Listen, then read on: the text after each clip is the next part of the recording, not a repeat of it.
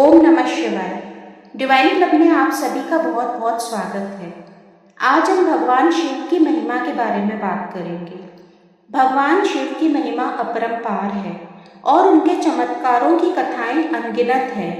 भगवान शिव की कृपा से असंभव भी संभव हो जाता है और उनकी शक्ति का कोई अंत नहीं है।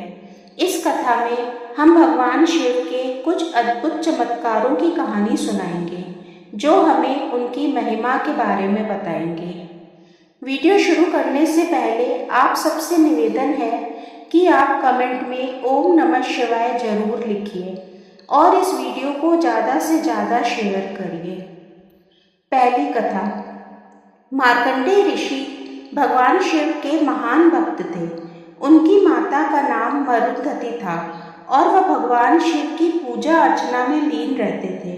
मार्कंडेय ऋषि को भगवान शिव की कृपा से यह वरदान मिला था कि वह दीर्घायु होंगे, लेकिन जब उनकी आयु समाप्त होने वाली थी तब भगवान यम उनके प्राण लेने के लिए आए।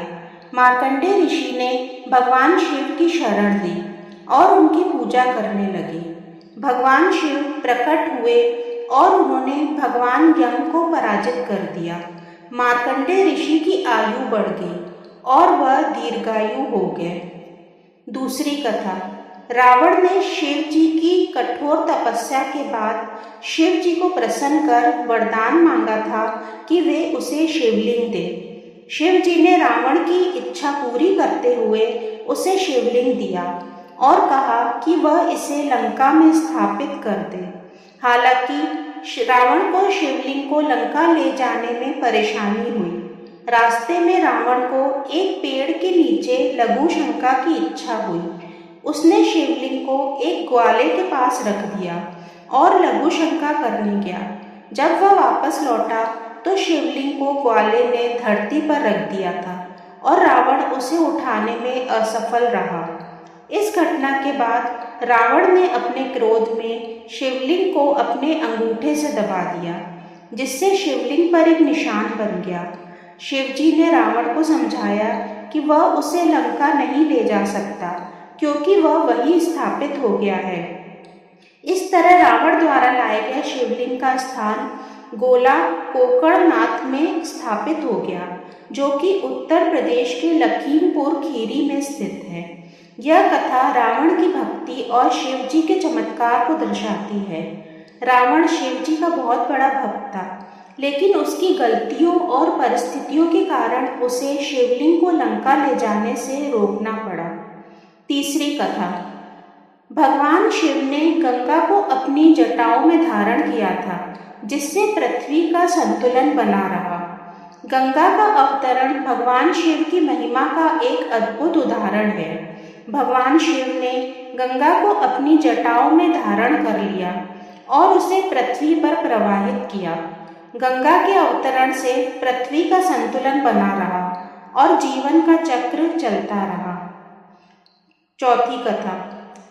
समुद्र मंथन के दौरान निकले हुए विष को भगवान शिव ने पी लिया था, जिससे उनका कंठ नीला पड़ गया और उन्हें नीलकंठ कहा जाने लगा।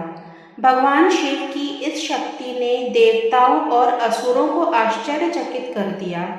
भगवान शिव की कृपा से विष का प्रभाव कम हो गया और जीवन का संतुलन बना रहा।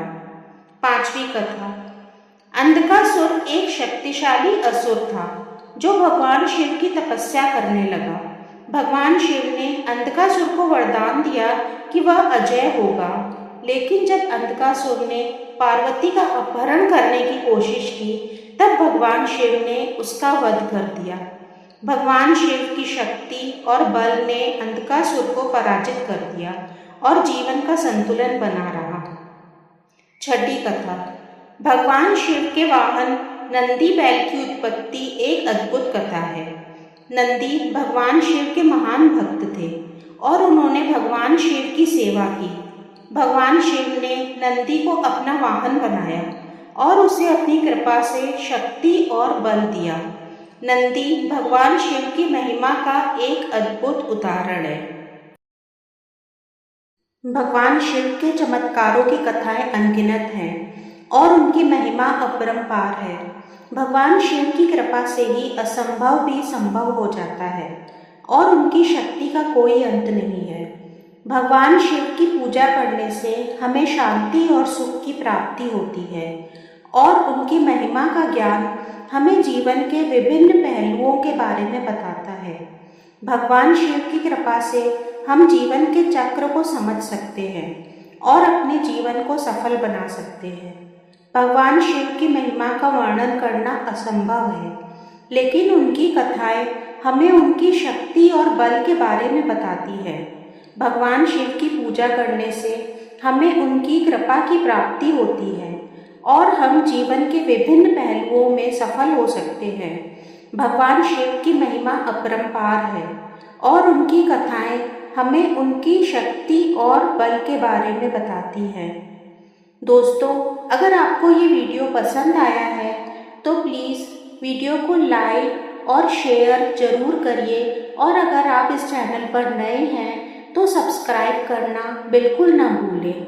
ओम नमः शिवाय।